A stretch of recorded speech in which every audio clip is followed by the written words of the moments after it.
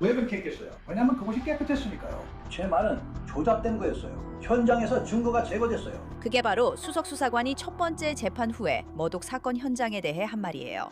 이제 알렉 머독은 아내와 아들을 살해한 혐의로 유죄 판결을 받은 지 2년이 넘어서 처음으로 법정에 다시 섰어요. 그의 유죄 판결이 뒤집혔거든요. 하지만 이번에는 새로운 전략과 새로운 의문이 있어요. 매기 머독의 손톱 밑에서 발견된 정체불명의 DNA가 그것이죠. 그것이 그의 자유의 열쇠일지 아니면 사건이 또 다른 반전을 맞을지 궁금합니다. 저는 안산의 트레비이고 여기는 로우 앤 크라임입니다.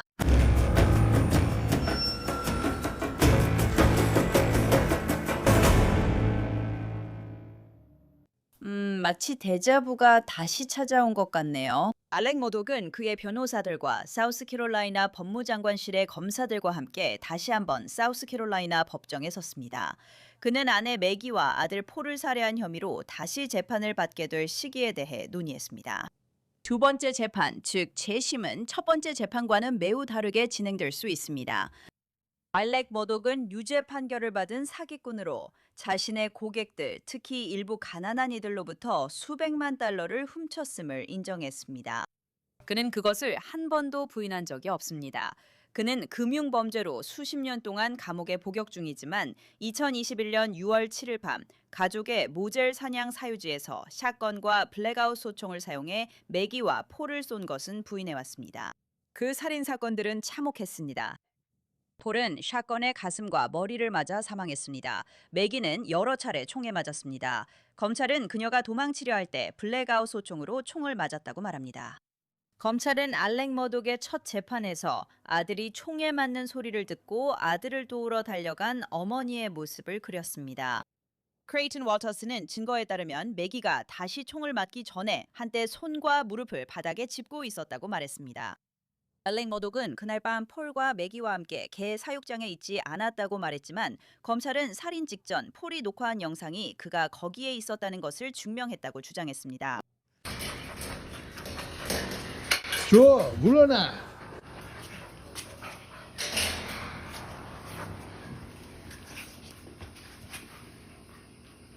빨리 캐시 무슨 일이야? 안녕하세요. 이리 와세요.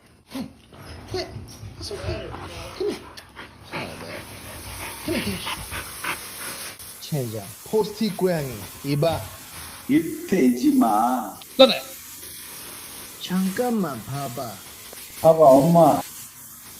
기니피그야. 이건 이리 와, 캐시.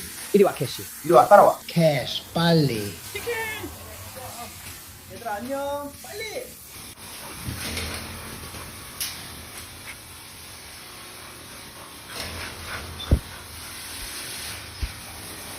알렉 머독이 첫 재판 당시 법원 서기의 부정 행위로 새 재판을 받게 되자 변호사들은 계집 영상에 대해 설명할 수 있다고 믿고 있습니다. 그리고 이번에는 변호인 측에서 또 다른 이론을 더 철저하게 조사할 예정이에요. 그들은 매기 머독의 손톱 밑에서 발견된 미확인 남성 DNA를 검사하기 원해요. 곧 그에 대해 더 자세히 말씀드릴게요. 변호인 측은 이것이 그들에게 엄청난 반전이 될 수 있다고 믿고 있지만 검찰 측은 이를 별로 중요하게 여기지 않는 분위기예요. 이번엔 새 판사 데보라 맥캐슬린이 계세요. 엄격하지만 공정한 분입니다. 그녀는 전직 변호인이었으며 머독의 변호사 딕 하프톨리언을 존경한다고 말한 적이 있습니다. 알렉 머독은 주황색 죄수복을 입고 수갑과 족쇄를 찬 채 법정에 들어서면서 내내 미소를 짓고 있었어요. 맥캐슬린 판사는 지체 없이 바로 본론으로 들어갔어요. 오늘 많은 분들이 오셨네요. 좋은 아침입니다. 안녕하세요. 렉싱턴 카운티에 처음 오신 분들을 위해 렉싱턴 카운티 법원에 오신 것을 환영합니다.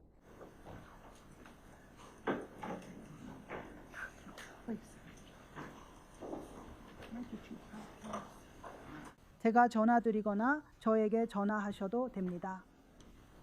바로 저에게 다시 돌려주세요. 좋아요. 우리는 지금 진행 상황 점검 기일을 위해 모였습니다. 서기가 사건을 부를 수 있도록 하겠습니다.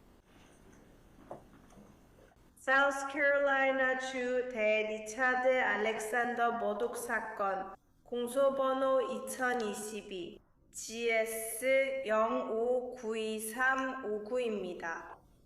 이제 판사님께서 가장 먼저 알고 싶어 하신 것은 이 사건을 얼마나 빨리 진행할 수 있느냐는 것이었습니다. 많은 증거가 동일하지만 증거 개시는 계속될 수 있습니다. 판사님께서 변호인에게 필요한 것이 모두 있냐고 물으셨습니다. 전화 기록은 모두 확보됐고 누락 없이 완전한가요?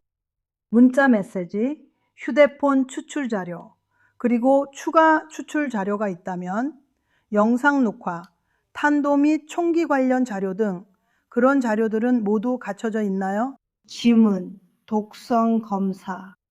지난번에는 혈흔 분석 전문가도 있었던 것 같아요. 저는 단지 이 증거 개시 항목들이 지금 어디까지 진행됐는지 알고 싶어요. 그 부분은 검찰 측에서 말씀해 주시겠어요? 네, 판사님, 저희는 첫 번째 재판 훨씬 이전에 매우 방대한 증거 개시 자료를 제공했습니다. 제가 알기로는 변호인 측에 제공된 자료 중에 말씀하신 항목들은 없습니다. 그리고 오히려 변호인 측이 검찰 측보다 더 많은 자료를 가지고 있을 수도 있습니다. 예를 들어 매우 엄격한 특권 검토가 이루어졌기 때문입니다. 이전에 이름이 언급된 변호사 등과 같은 경우입니다. 제 이해로는 변호인 측에는 전체 자료가 제공된 반면 검찰팀과 수사팀은 이전 검토에서 나온 자료만 받았습니다. 최근 3도 자료만 주셔서 받았습니다. 저희는 항상 모든 것을 감사하고 검토하고 있습니다. 하지만 제출한 방대한 자료들, 즉 살인사건 수사와 검찰 측 주인들에 대한 조사에서 빠진 증거 개시 자료는 없는 것으로 압니다. 저희는 모든 자료를 제공했습니다. 저는 그 범죄에 해당하는 것을 전혀 모릅니다. 변호인 측은 이에 동의하지 않았습니다. 그래서 우리는 무엇을 모르는지조차 모릅니다. 예를 하나 들어보겠습니다. 이걸 판사님께 드리고 이쪽에도 전달하겠습니다.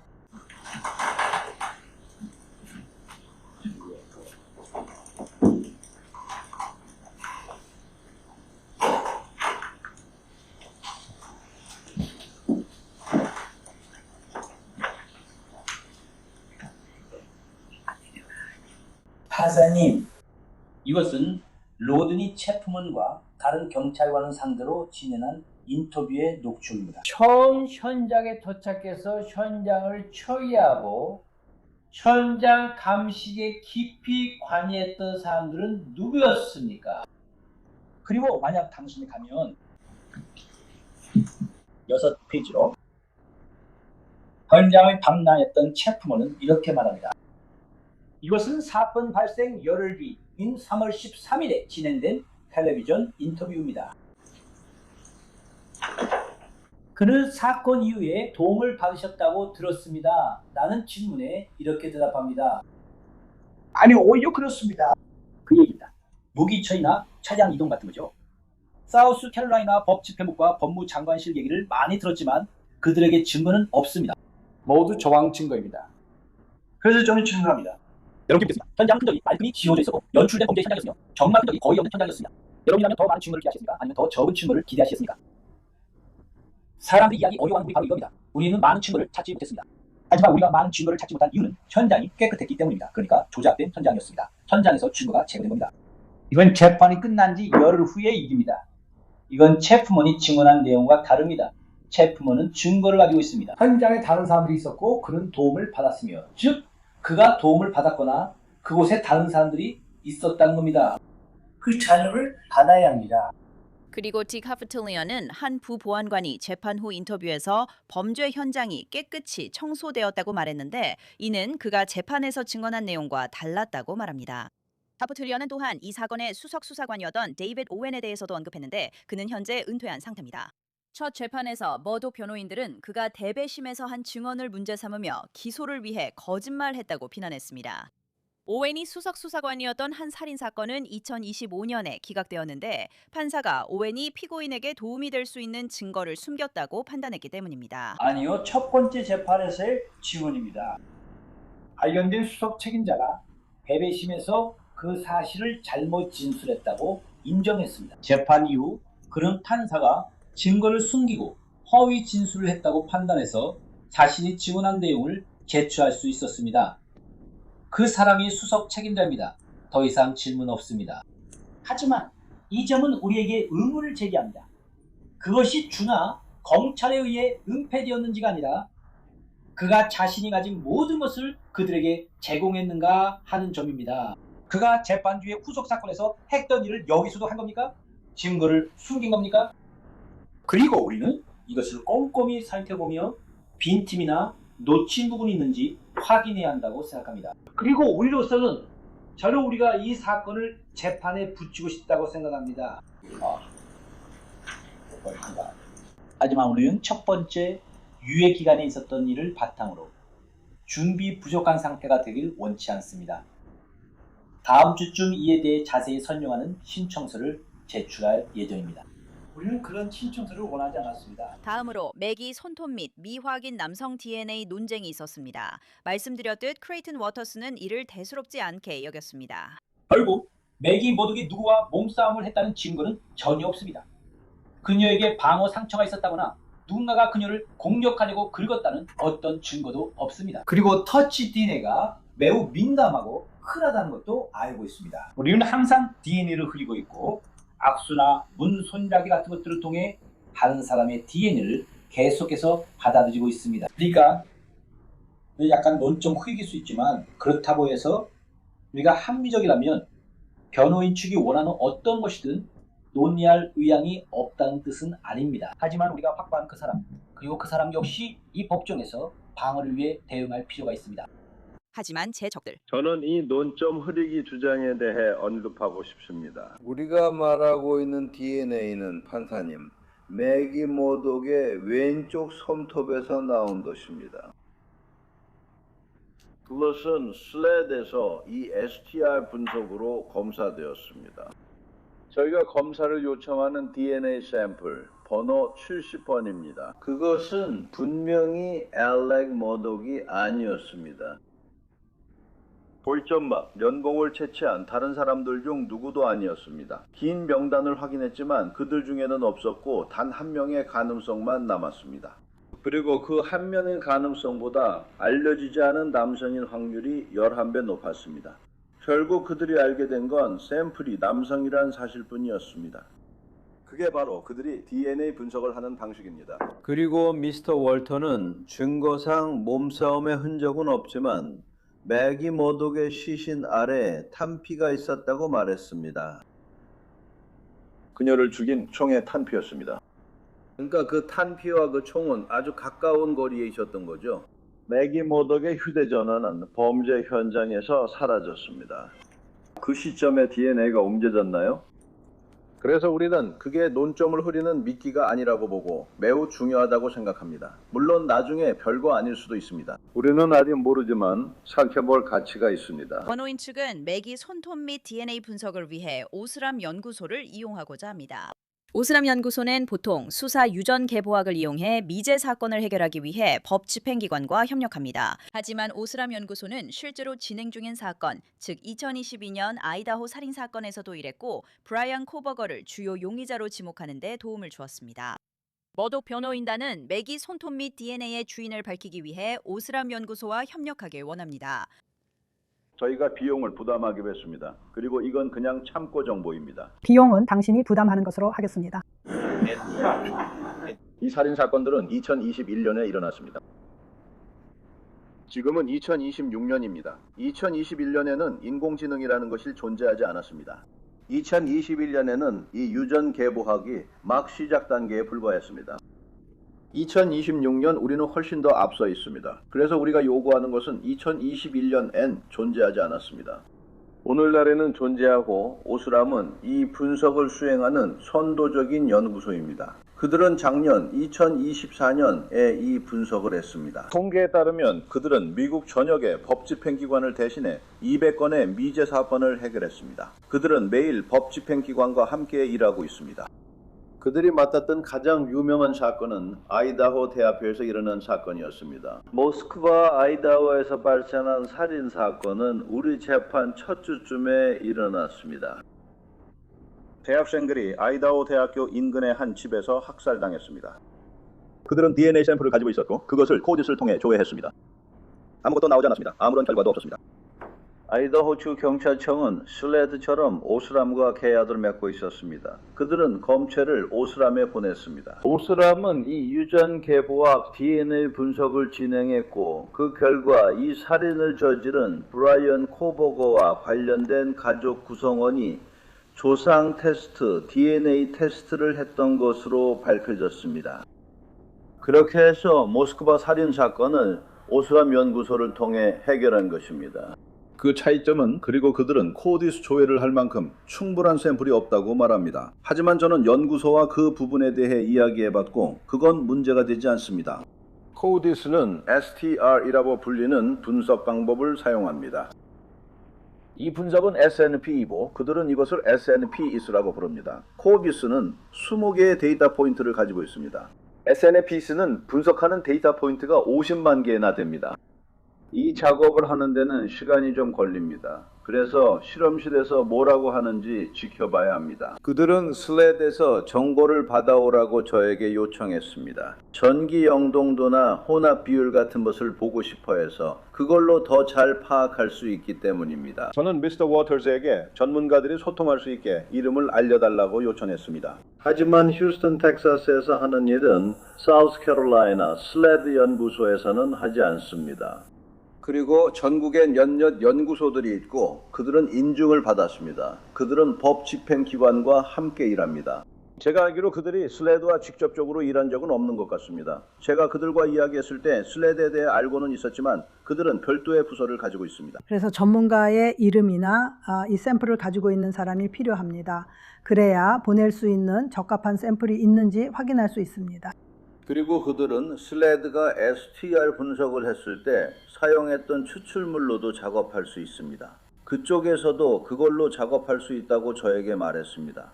하지만 미스터 워터씨, 그가 진행할 수 있도록 이름을 알려주실 수 있나요? 그게 바로 제가 제출한 신청서의 내용입니다. 재판장님, 만약 그들이 이름을 알려주신다면 저는 슬레드가 그들과 연락해서 그들의 능력과 제한 그리고 모든 절차에 대해 이야기하도록 하겠습니다. 어트램을 통한 DNA 검사는 확정된 것이 아닙니다. 판사님께서 여전히 승인하셔야 하고 샘플이 유효한지 여부에 따라 달라집니다. 하지만 제가 원하시는 건 이겁니다. 그리핀 씨. 분석하는데 얼마나 걸릴지 알고 싶습니다. 당신이 요청하는 게 정확히 무엇인지요? 그리고 제가 신속하게 처리하더라도 얼마나 걸릴지 알고 싶습니다. 그리고 그들이 실제로 얻을 수 있는 유효한 샘플이 있는지도 알고 싶어요. 그리고 이 문제는 다음 사전 심리에서 논의하겠습니다. 워터씨, 그가 연락할 수 있는 담당자 이름을 그들에게 알려주셔야 합니다. 사용 가능한 샘플이 있는지 확인해 봅시다.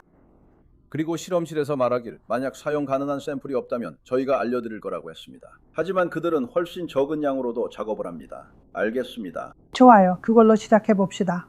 우선 사용 가능한 샘플을 확보하는 걸 확실히 하고 그 다음에 진행하겠습니다. 그리고 다음 사전 심리에서 계속 진행할 거예요. 약속드리지만 사전 심리가 그렇게 멀지 않을 거예요. 알겠습니다. 맥캐슬린 판사님은 공정하지만 분명히 말씀하셨고 무례함을 용납하지 않으실 겁니다. 2027년 4월 5일 재판 날짜를 정하며 강하게 경고하셨습니다. 그래요? 그리고 이 말씀을 드릴게요. 두 분 모두에게요. 여러분 저를 꽤 잘 아시잖아요. 제가 재판 날짜를 정하면 연기는 하지 않아요. 저는 그렇게 하지 않아요. 안 해요. 정말 좋은 이유가 있어야 해요. 그럼 4월 5일은 어떠세요, 워터씨? 네, 판사님, 그럼 준비됐습니다. Mr. 하퍼, 만약 DNA 분석이 더 오래 걸린다면 저희는 비상대책도 준비해 두겠습니다. 아니면 다음 예비심리 전까지 그 정보를 받아볼 수 있을 거예요.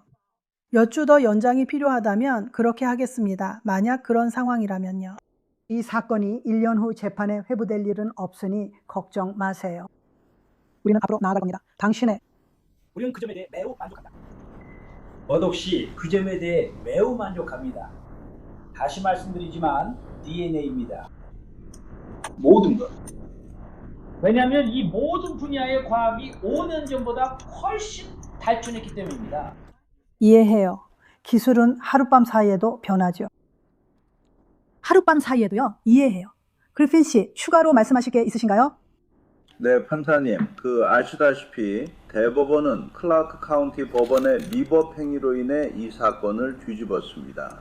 하지만 대법원은 금융범죄 증거도 다뤘습니다. 그리고 그 증거가 얼마나 또는 어느 정도 받아들여지느냐에 따라 재판의 길이가 여러 면에서 결정될 것입니다.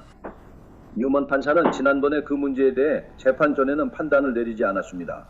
그리고 그 문제는 판사님께 서면으로 제출하고 변론해야 할 사안이 될 것입니다. 저희는 어떤 금융범죄 증거도 재판에 제출되어서는 안 된다고 생각합니다. 그래서 저는 그 점을 미리 말씀드리는 건데 저희 입장에서는 재판 중에 그 부분에 대해 방어를 해야 하는지 아니면 상대방이 그 증거를 제출할 수 있는지 미리 알게 되면 도움이 될 것이라고 생각합니다. 그래서 저는 그런 문제들을 다룰 수 있는 좀 더 이른 날짜를 잡아주실 수 있는지 여쭤보는 것입니다. 네, 그렇게 하겠습니다. 제가 말씀드리고 싶은 것은 저는 모든 재판 전 쟁점을 미리 해결하는 것을 선호한다는 점입니다. 왜냐하면 제가 4월 5일이라고 말하면 그날 배심원을 선정하고 바로 재판을 진행할 것이기 때문입니다.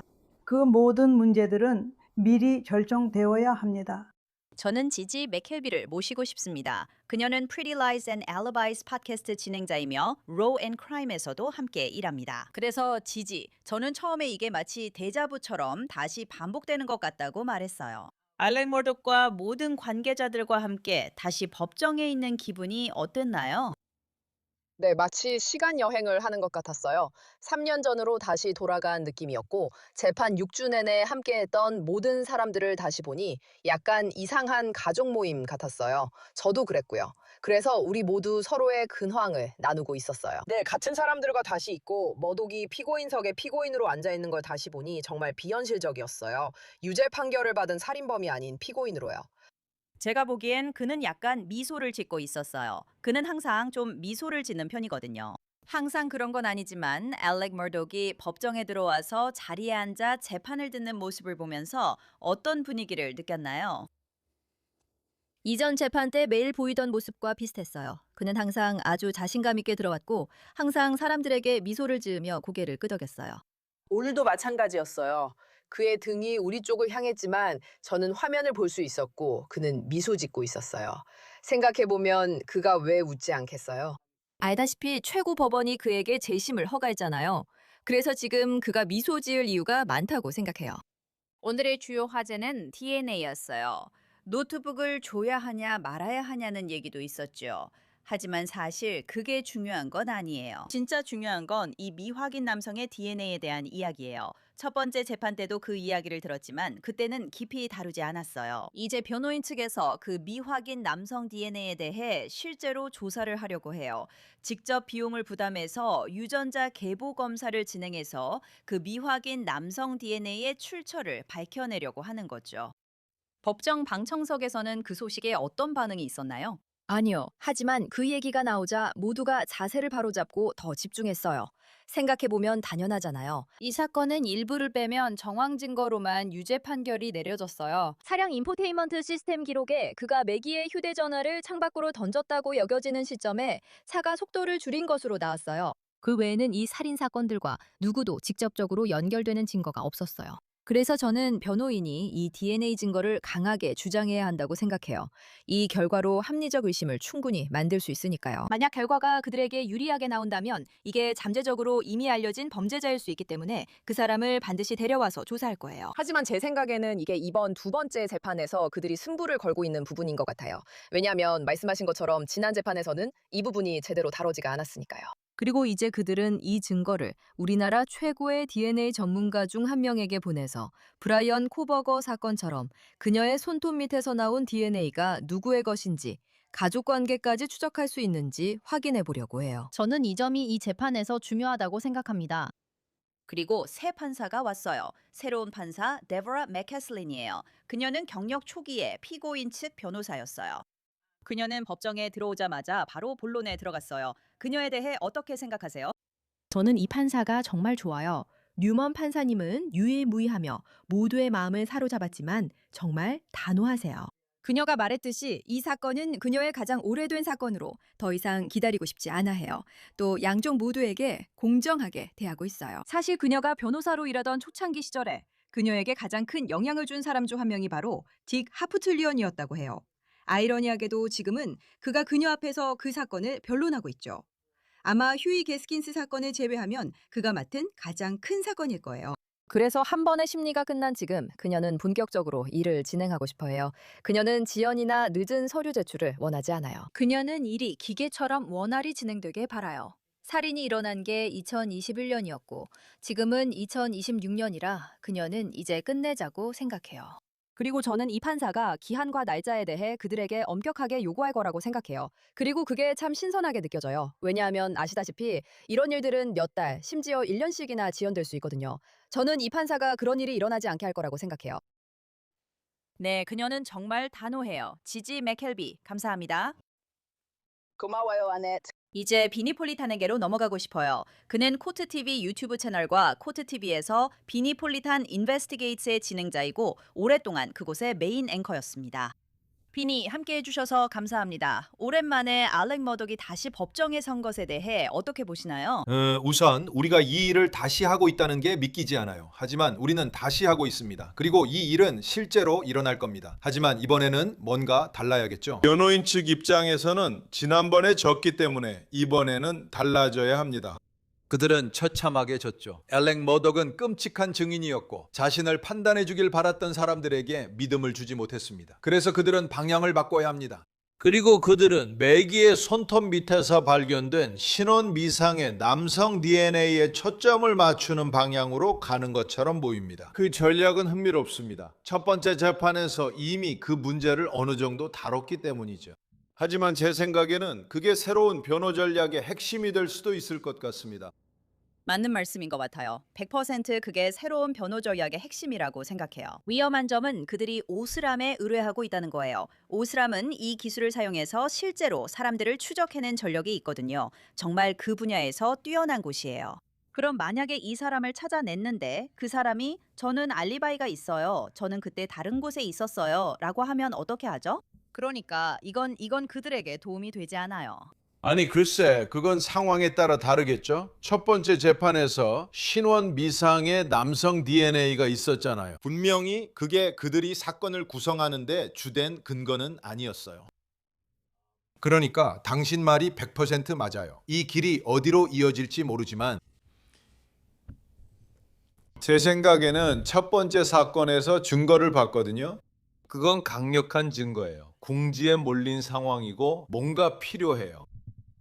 그리고 그게 누군가로 이어질 수도 있죠. 만약 그게 좀 미심쩍거나 수상한 사람 혹은 어떤 질문을 받고 뭔가에 대해 거짓말하는 사람으로 이어진다면요. 갑자기 배심원 한 명 이상이 아직 신원이 밝혀지지 않은 이 사람을 보면서 나중에 신원이 밝혀지면 그래 저 사람은 뭐지? 라고 생각할 수도 있잖아요. 그날 밤 어디에 있었지? 왜 그걸 말하지 않았지? 알다시피 그럴 가능성이 있는데 제 생각에 그들도 그 점을 생각하고 있는 것 같아요. 하지만 그들은 그것이 아주 평범한 결과로 이어질 수도 있다는 것을 알고 있어요. 그리고 어떤 사람은 확실한 알리바이가 있고 매기를 죽일 이유가 전혀 없어요. 그리고 참고로 그 일을 저지른 사람은 폴도 죽였어요. 폴을 먼저 죽였어요. 맞아요. 사람들은 폴이 먼저 죽임을 당했고 그녀가 아들을 구하려고 그에게 달려가고 있었다고 생각해요. 그게 첫 재판에서 나온 말이에요. 변호인과 검찰 모두 동의했죠. 정말 끔찍한 범죄 현장이었어요. 알렉 머독 정말 저를 계속 놀라게 해요. 아마도 전형적인 남부 출신 남자라서 그런 걸 수도 있지만 그는 항상 미소를 짓고 있어요. 그리고 오늘도 그는 미소를 짓고 있었어요. 이 사람 정말 자신감이 넘쳐 보여요. 또 뭐가 있을까요? 그는 여러 가지로 가득하고 자신감도 있어 보여요. 내가 항소해서 이겼어 하며 가슴을 내밀 수도 있겠죠. 알다시피 시스템이 나를 부당하게 대했어 라는 식이지만 그는 여전히 감옥에 있어요. 그가 자신의 인생에서 기뻐할 만한 일은 별로 없는 것 같아요. 이게 유일한 거죠. 그죠? 그들은 내가 아내와 아들 살해 혐의로 유죄 판결 내리지 않았죠? 그게 아마 누군가 할 수 있는 최악의 일이잖아요. 네, 저는 그 혐의로 유죄 판결을 받지 않았어요. 그래서 그는 그걸 자랑하는 것 같아요. 하지만 결국에는 그는 어디에도 갈 수 없어요. 그의 인생은 예전과는 완전히 달라졌어요. 예전에는 헬리콥터를 타고 대학 월드 시리즈에 가고 원하는 건 뭐든지 어디서든 할 수 있었고 온갖 일들을 아무렇지 않게 빠져나갈 수 있었죠. 완전히 다른 세상이에요. 그래서 지금처럼 좁아진 세상에서 이게 그에게 큰일인 것 같습니다. 그에게 큰일이에요. 저는 아직도 변호인 측이 꺼낼 비장의 카드가 더 남아있을 것 같아 기다리고 있어요. 계속 지켜봐야 할 것 같아요. 증거는 여전히 첫 재판과 같고 결과는 두고 봐야겠죠. 또 그들은 개사육장 영상 문제도 넘어야 해요. 어떻게 될지 지켜봐야겠죠? 비니폴리탄. 비니폴리탄 인베스티게이트는 콜TV 유튜브 채널에서 확인하세요. 감사합니다. 정말 감사합니다. 제 생각을 말씀드리면 맥캐슬린 판사님은 단호하고 공정하며 허튼 소리를 안 받아들이세요. 유머 감각도 뛰어나세요. 이 사건에 딱 맞는 판사님 같아요. 검찰이 필요한 건 챙겨주시고 변호인 측에도 조사하고 전문가를 고용할 시간을 충분히 주고 계세요. 그러니 우리 지켜보며 판사님이 어떻게 하는지 봅시다. 한편 알렉 머독의 다음 공판전 심리는 8월에 열릴 예정이에요. 지금은 주와 연방의 금융범죄로 유죄 판결을 받고 복역 중인 교도소로 다시 돌아갔어요. 현재 재판은 잠정적으로 2027년 4월로 예정되어 있어요. 계속 지켜봐 주세요. 이번 로앤 크라임 에피소드는 여기까지입니다. 저는 안자넷 랩입니다. 시청해 주셔서 감사합니다. 다음에 만나요.